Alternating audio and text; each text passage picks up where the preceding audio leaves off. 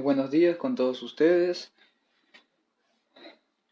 Hoy día vamos a tratar acerca del tema de la Iglesia de la Edad Media. Este tema está dirigido para el segundo año de secundaria. Muy bien, hoy día van a conocer la influencia que tuvo la Iglesia Católica, el poder y los castigos que la Iglesia Católica va a imponer a los no creyentes. Y cómo la Iglesia Católica pasa por una serie de procesos que finalmente van a terminar por desintegrarse en dos tipos de iglesias. El rol de la Iglesia Católica en la Edad Media.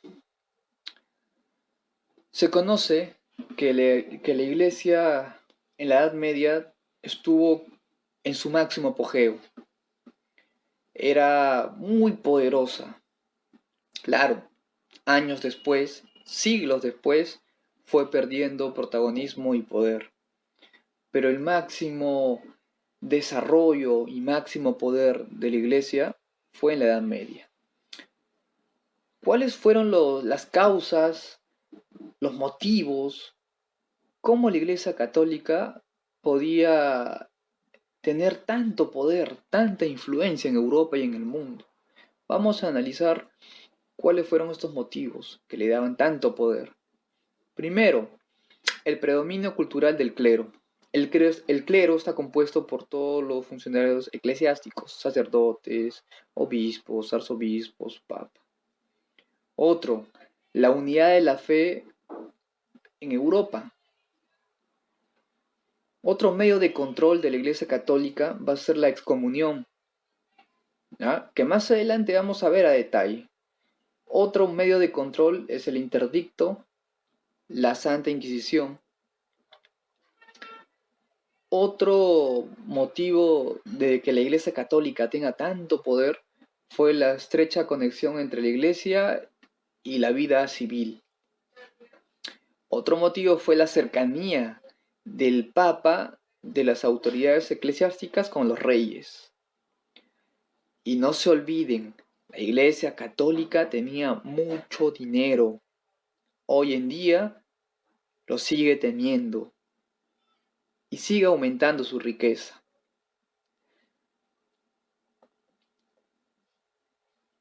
Vamos a ver los castigos que la Iglesia Católica imponía de acuerdo a lo que estuvieras haciendo.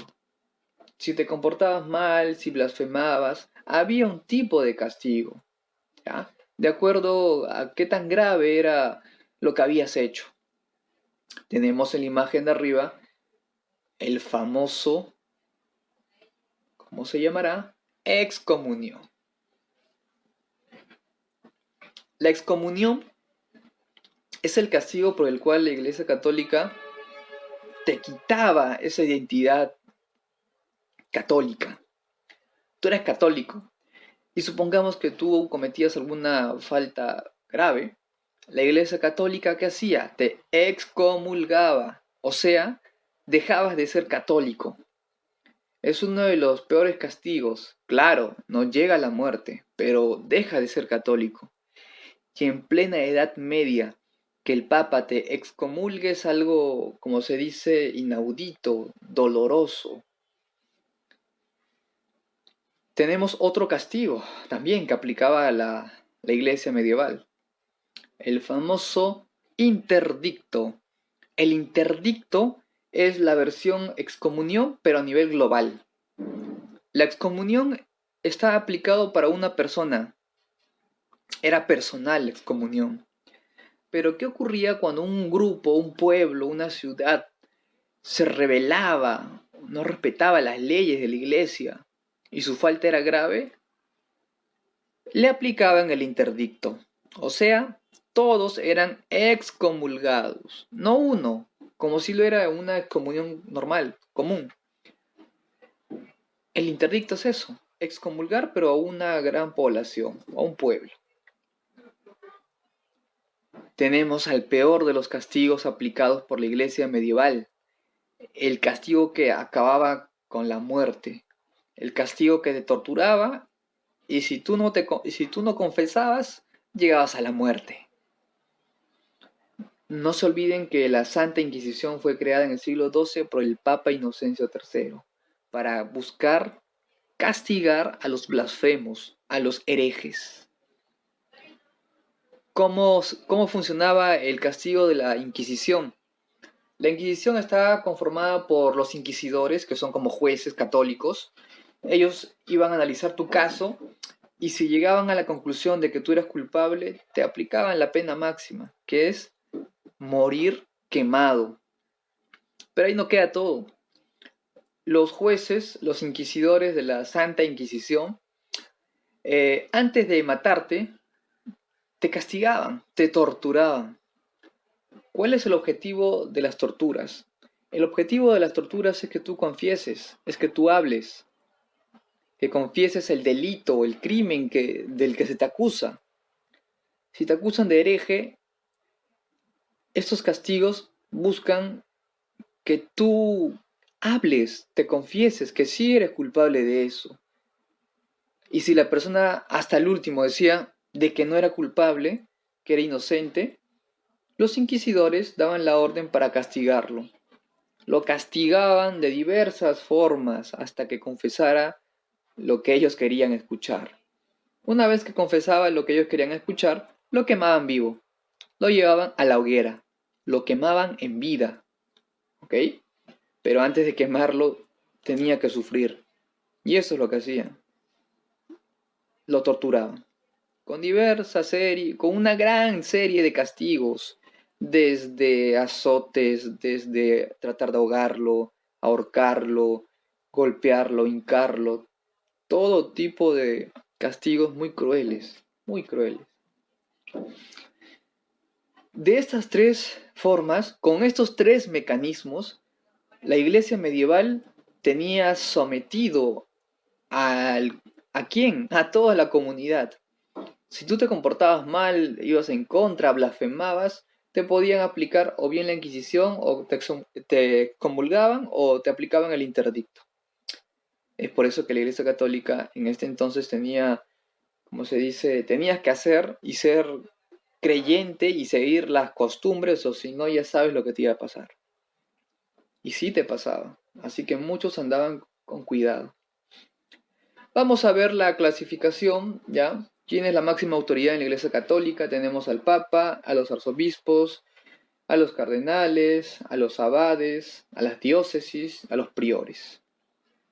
Esta es la organización política de la Iglesia en la Edad Media. Muy bien. ¿Cómo se divide el clero? Tenemos el clero secular y el clero regular. El clero secular se le puede decir que es un clero con mayores privilegios. Es un clero que se encuentra en la parte más alta en la clasificación eclesiástica. El clero regular lo comprendían obispos, arzobispos, el mismo papa, ¿ya? Los párrocos. ¿Cuál era su función? Oficiar sacramentos. Iban a instruir a sus inferiores. Mientras que el clero regular, ¿dónde vivían estos señores? Vivían enclaustrados en una iglesia o una capilla, en un lugar pequeñito.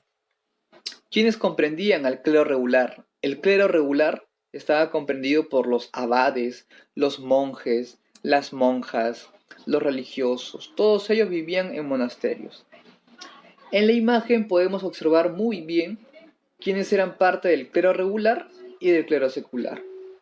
Todo lo que ven en la parte de arriba, ¿ya?, van a ser miembros del clero secular. Y los que están en la parte de abajo, sobre todo en la del lado derecho, frailes, monjes, monjas, ellos son partes del clero regular. Para que se pueda entender, bien sencillo, el clero secular es la parte alta, ¿ya? Es el conjunto de eclesiásticos con mayor rango y claro que tienen más beneficios. Mientras que el clero regular es también eclesiástico, pero de menor rango. Ellos tienen más contacto con el pueblo, mientras que un arzobispo, un párroco, un obispo, el papa, prácticamente casi no tienen contacto con el pueblo. Por lo tanto, aquí la importancia es ¿Quién tiene contacto con el pueblo? ¿Quién hace las misas? El clero regular. Ellos tienen más contacto con el pueblo. Ahora, la Iglesia Católica va a pasar por una serie de problemas, hasta el punto de que la unidad cristiana, la fe cristiana se va a romper y se va a dividir en otra iglesia más, que ya lo vamos a ver. Por ejemplo, uno de los problemas que vivió la Iglesia Católica, ¿ya?, fue la simonía. ¿Qué era la simonía? Consistía en comprar cargos eclesiásticos. Por ejemplo, si tú querías ser sacerdote, ¿ya?, ¿qué hacías? Tenías que pagar. Tú pagabas y la persona que te iba a ayudar a tener este cargo movía todas sus influencias y te convertías en un sacerdote, ¿ya? Ese es el problema. Para que tú tengas un cargo en la Iglesia Católica, necesitas tener fe, necesitas tener años de preparación. Cualquiera no podía ser un eclesiástico, cualquiera no podía ser sacerdote, párroco, no se podía. Pero tenía privilegios las personas que tenían este cargo. Es por eso que habían personas que querían pagar para tener un cargo eclesiástico. Y de esa forma no se llega. Eso es la simonía. Tenemos otro problema también que aparece en la Iglesia Católica, que es el nicolaísmo. El nicolaísmo es la persona que se está preparando para ser religioso o eclesiástico, pero no acepta el celibato. ¿Qué es el celibato? La Iglesia Católica, los sacerdotes, todas las autoridades eclesiásticas en la Iglesia Católica están prohibidos de tener relaciones sexuales. El nicolaísmo estaba en contra del celibato. O sea, si tú quieres ser sacerdote, no tienes que tener relaciones sexuales. ¿Ya? Es un voto de castidad. Pero el nicolaísmo no aceptaba eso, estaba en contra de esa norma del celibato. Para el nicolaísmo, ser sacerdote es vocación, es entrega. Pero eso no debe privar de tener una familia. Los sacerdotes católicos están totalmente prohibidos de tener relaciones sexuales y mucho menos tener familia. El nicolaísmo estaba en contra del celibato. Quería tener familia y relación.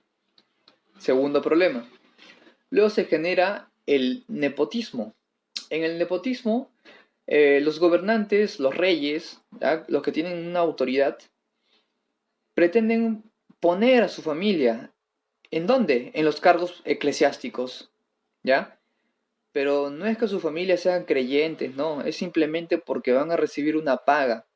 Y el rey, el gobernante, por la autoridad que tiene, como se dice, quiere inmiscuirse en ese aspecto que es netamente decisión del Papa, ¿ya? Otro problema más. Tenemos a la investidura laica. ¿Qué significa? Que el clero secular, ¿ya?, te va a nombrar, pero un laico no puede ser una autoridad eclesiástica, ¿ya?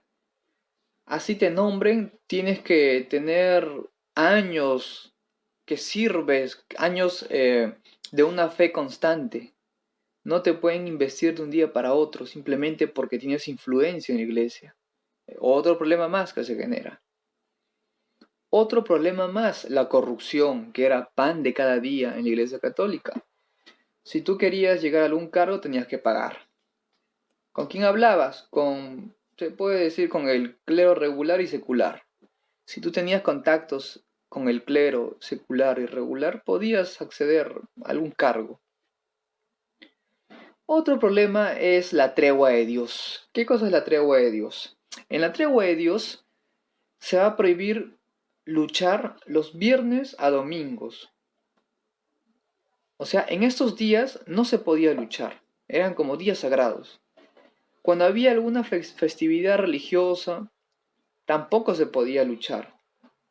¿Y qué pasaba si los pueblos y los reyes se atrevían a luchar en festividades religiosas o a luchar de viernes a domingo, donde eran días sagrados. Simplemente el Papa católico te excomulgaba.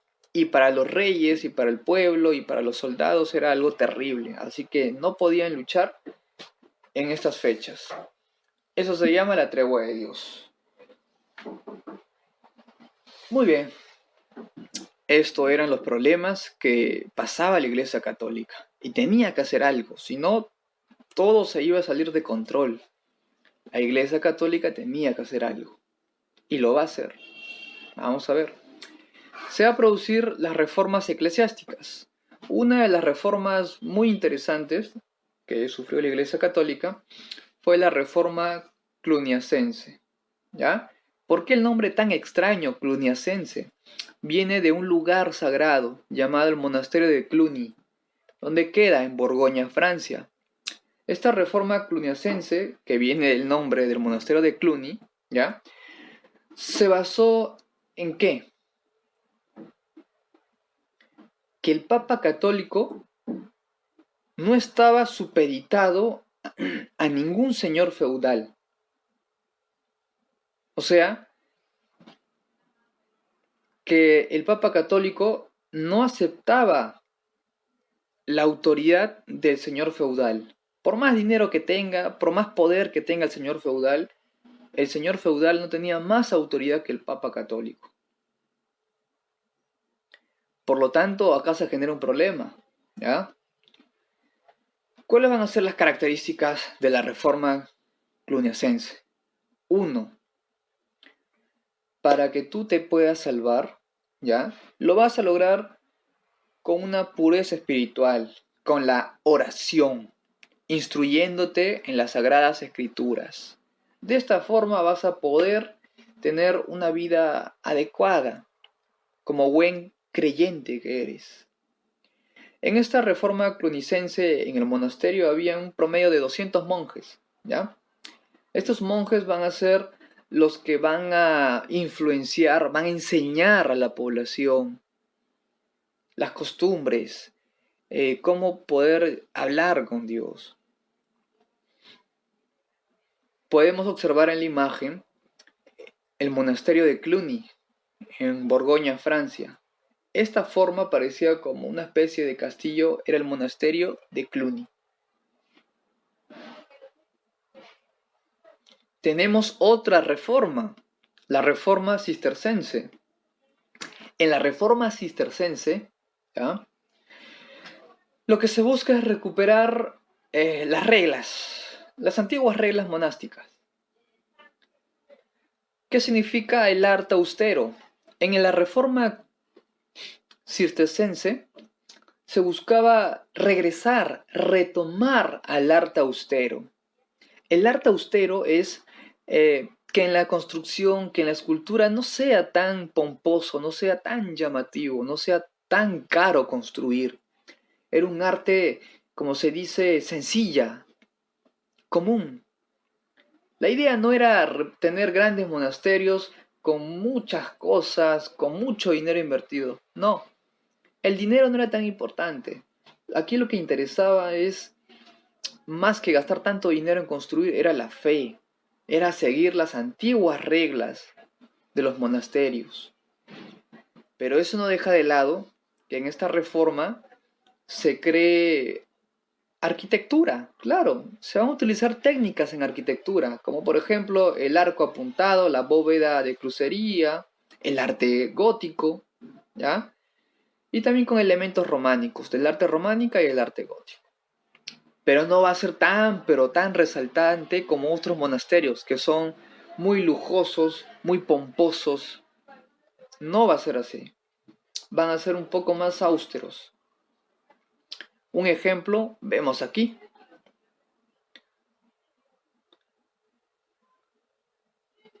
Dentro de la Iglesia Católica habían varios problemas, muy aparte de la corrupción, muy aparte de comprar cargos eclesiásticos, muy aparte. Este problema ya no era tan a nivel interno, sino que era a nivel externo, que afectaba a todos. se produce el cisma de Oriente. El cisma de Oriente, para que se entienda bien sencillo, es la separación de la iglesia latina y la griega. Producto del cisma de Oriente, las dos iglesias se separan, ¿ya?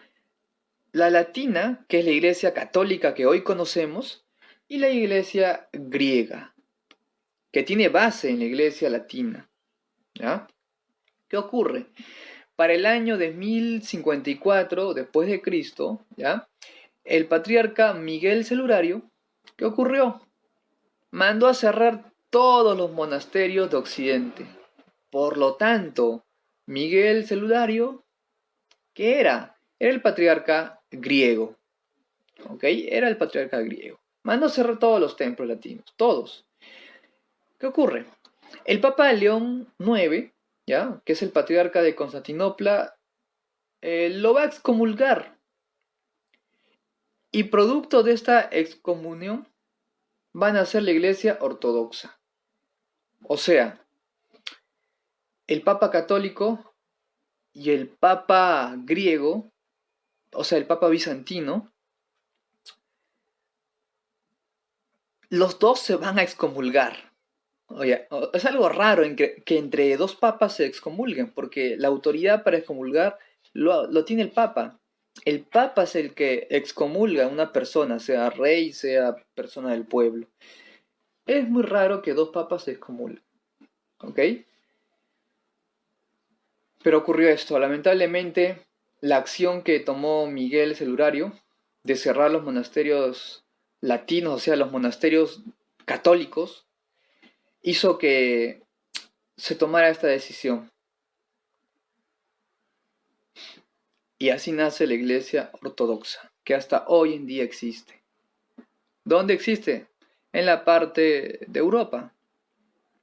Por ejemplo, Rusia es un país que profesa la religión ortodoxa. ¿Y de dónde proviene la Iglesia Ortodoxa? De la Iglesia Católica. Pero al haber este cisma de Oriente hace que se rompa la unidad cristiana y se creen dos iglesias. Pero muchas de ellas son parecidas. Vamos a ver otro hecho muy importante que es la lucha de las iconoclastas. La palabra lo dice, iconoclastas, o sea, dibujos, imágenes, icono. ¿Qué ocurre? La iglesia de Occidente, que es la iglesia católica, y la iglesia de Oriente, la ortodoxa, ¿ya? Van a tener problemas por esta lucha de las iconoclastas. ¿Qué pasaba? Para los católicos, para la iglesia de Occidente, no es que ellos adoren, sino que ellos le tienen respeto y los católicos creen que ciertas imágenes, estatuas, ídolos son como intermediarios. No quiere decir que la imagen te va a cumplir tu deseo, que te va a ayudar, no.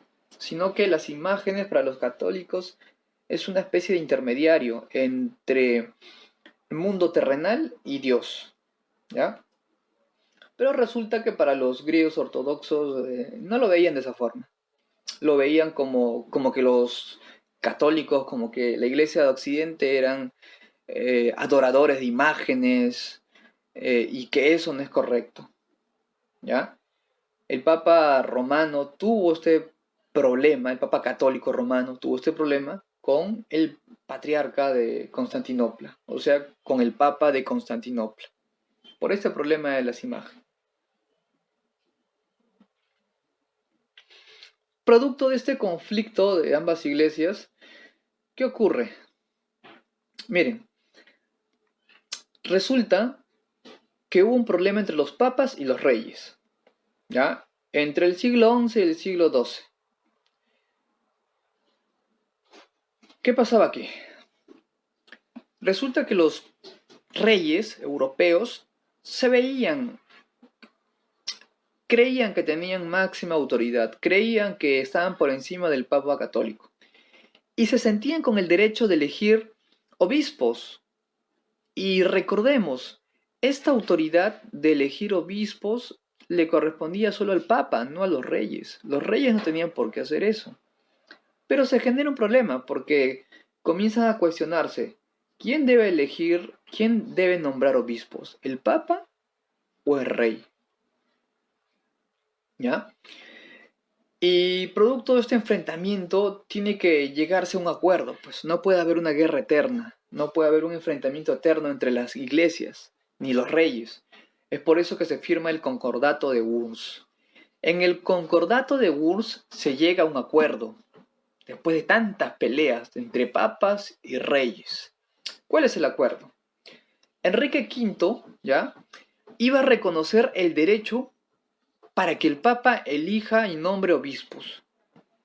Ya no se iba a meter y ya no iba a elegir obispos, porque Enrique VIII elegía obispos y estaba mal, porque el único miembro de la iglesia que puede nombrar obispos es el Papa, no el rey. Entonces, ¿qué ocurrió? Enrique V va a reconocer ese derecho de que el Papa tiene que elegir a sus obispos, ya no él, ¿ya? Y se comprometió a respetar su acuerdo. Y en el caso que el Papa necesitara ayuda, este rey Enrique V iba a salir en su auxilio. Este fue el trato. El Concordato de Worms es un trato entre el rey Enrique V y el Papa Calixto II, porque paraban peleando, discutiendo, para ver quién tenía el poder de elegir a obispos. Y al final llegaron a un acuerdo. Este acuerdo se llama Concordato de Worms, ¿ya? Y por parte del Papa Calixto II, ¿a qué se comprometió?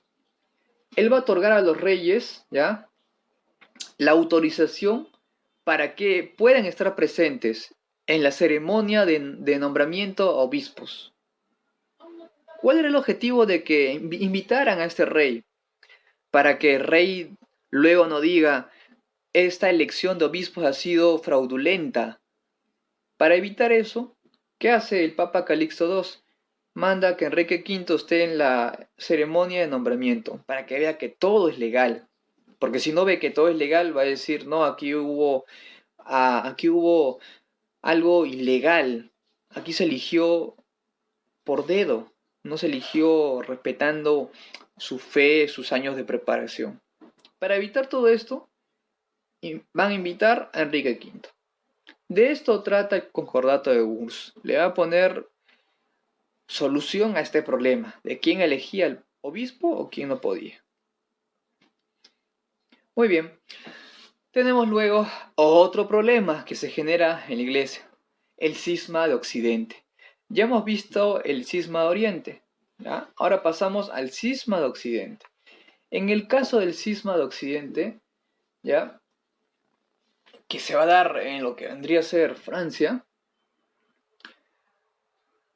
resulta que la autoridad de la Iglesia Católica no solo va a caer en una persona. Se supone que no pueden haber dos papas o tres papas, solo un papa católico.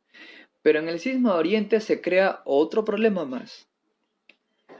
Querían, como se dice, pelearse por el poder para ser el único papa, tres autoridades pontíficas. Estaban discutiendo, estaban peleando para ver quién se convertía en el papa católico, ¿ya? Este es el problema del cisma de Oriente. ¿Qué más ocurrió? Resulta que habían papas que tenían sus seguidores. Algunos los aceptaban como el verdadero papa y otros no. Por ejemplo, en el caso de Urbano VI, era reconocido como papa en casi toda Italia y en otros países. Mientras que Clemente VII era reconocido, por ejemplo, en Francia, en España y en el Reino de Sicilia. O sea, es algo raro aquí, que diversas autoridades eclesiásticas se peleen, luchen para ver quién es el verdadero papa. Urbano VI era reconocido por un gran grupo como el verdadero papa, mientras que Clemente VII era visto como el antipapa, o sea, el papa fraudulento. Cada uno tenía los países que lo apoyaban, ¿ya? Este es el gran problema que se produce en el cisma de Oriente. Entonces, igual que en el caso pasado con el Concordato de Worms, se tuvo que poner una solución, porque no puede ser que estén peleando por la autoridad para saber quién es el verdadero papa. Entonces se crea el Concilio de Constanza en el siglo XV. Este Concilio de Constanza, ¿ya?, tiene como objetivo terminar con el cisma de Occidente, que era un problema que no era bueno para los creyentes, no era bueno para la estabilidad de la iglesia, ¿ya? Su primer objetivo era acabar con el problema del gran cisma, o el cisma de Occidente. Otro punto del Concilio de Constanza, decidir qué se va a hacer con Han Hus, ¿ya? ¿Por qué? Porque este señor Han Hus proponía ciertas reformas en la iglesia, y eso no le convenía a la iglesia, ¿ya?